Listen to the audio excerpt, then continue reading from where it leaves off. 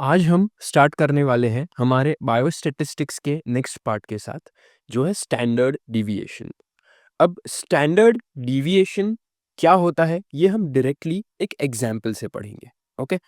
अब नाम से आप समझ सकते हो कि स्टैंडर्ड डिविएशन का मतलब क्या हो सकता है। Deviation is a word that you can understand in general terms. आपको उसमें बायोस्टैटिस्टिक्स की नॉलेज होना ज़रूरी नहीं है, लेकिन बायोस्टैटिस्टिक्स में हम कैसे यूज़ कर सकते हैं इसको, ये हम एक एग्जाम्पल के साथ देखेंगे। ओके। लेट्स से ये है हमारे पास एक ग्राफ। ओके। अब इसे यूजुअली कहा जाता है नॉर्मल डिस्ट्रीब्यूशन, या इसे एक बेल कर्व भी कहा जाता है। ओके। अब इसे ये क्यों कहा जाता है बेल कर्व, आप नाम से समझ सकते हो कि ये थोड़ा बेल शेप का दिखता है। जो आप मंदिर में घंटी बजाते हो, वो जो बेल होती है वो कुछ ऐसी दिखती है, वैसा ही ये ग्राफ भी दिख रहा है। इसलिए इसे कहा जाता है बेल कर्व, और इसका नाम नॉर्मल डिस्ट्रीब्यूशन भी है। अब इसका बेसिक मतलब क्या हुआ, ये हम समझते हैं। सबसे पहले हम देखते हैं कि हमें इस ग्राफ के लिए वैल्यूज क्या दी गई है। ओके। हमें वैल्यूज लेट्स से दी गई थी 5, 10, 15, 20 एंड 25। ओके। ये हमें वेरिएबल्स दिए गए थे कुछ। इसमें से हमने एक मीन निकाला। ओके। अब इसमें हमारा मीन क्या आएगा, अगर आप ये कैलकुलेट करके देखो, अगर आप ये पांचों को ऐड कर दो और डिवाइड बाय 5 कर दो, तो आपको इसमें मीन आएगा 15। ओके। ये है हमारा मीन, ये डेटा के लिए। अब ये ग्राफ या कर्व बेसिकली शो क्या करता है, इसका ये जो सेंटर पॉइंट है, ये सेंटर पॉइंट जो है ये शो करता है आपका मीन। ओके। यानी कि हम इसे म्यू से रिप्रेजेंट करते हैं या एक्स बार से रिप्रेजेंट करते हैं। एक्स यानी वेरिएबल, एक्स बार यानी मीन। ओके। अब ये मीन रिप्रेजेंट करता है ये जो बीच का जो लाइन है वो। ओके। यानी कि ये जो वैल्यू आएगी हमारे ग्राफ पर, ये एक्स एक्सिस पर, वो है हमारा मीन। ओके।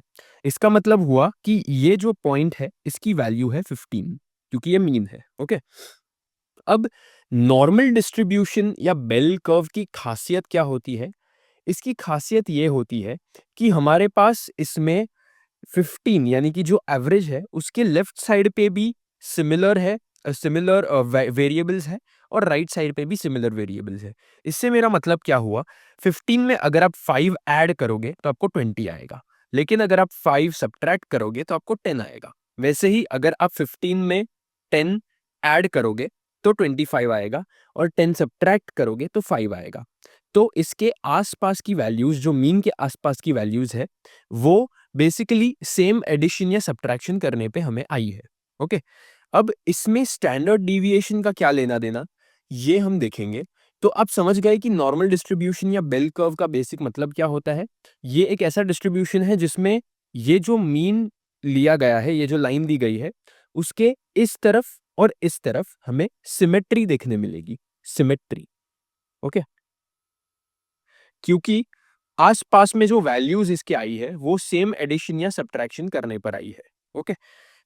ये तो होता है नॉर्मल डिस्ट्रीब्यूशन या बेल कर्व। इसके बाद हम देखेंगे कि स्टैंडर्ड डिविएशन का इसमें क्या रोल है। स्टैंडर्ड डिविएशन बेसिकली होता क्या है? अब ये हम आगे जाके देखेंगे कि स्टैंडर्ड डिविएशन कैलकुलेट कैसे किया जाता है।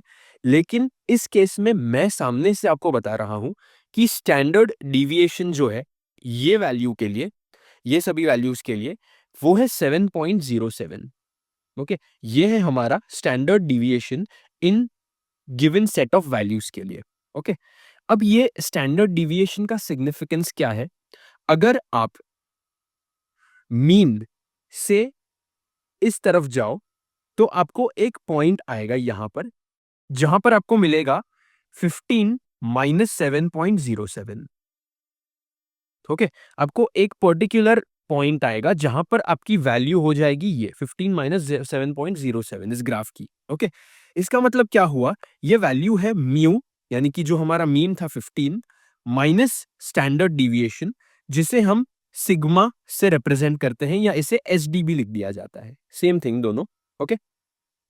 अब इसका सिग्निफिकेंस क्या है, ये जो स्टैंडर्ड डिविएशन हमें मिला 7.07, और ये जो मीन मिला हमें, अगर हम इसे सब्ट्रैक्ट करें तो हम एक तरफ जाएंगे ग्राफ के, और अगर हम इसी चीज को ऐड कर दें मीन में तो हम दूसरी तरफ जाएंगे ग्राफ के। ओके, लेट्स से यहां पर वो पॉइंट आया जहां पर आपको वैल्यू आएगी 15 प्लस 7.07।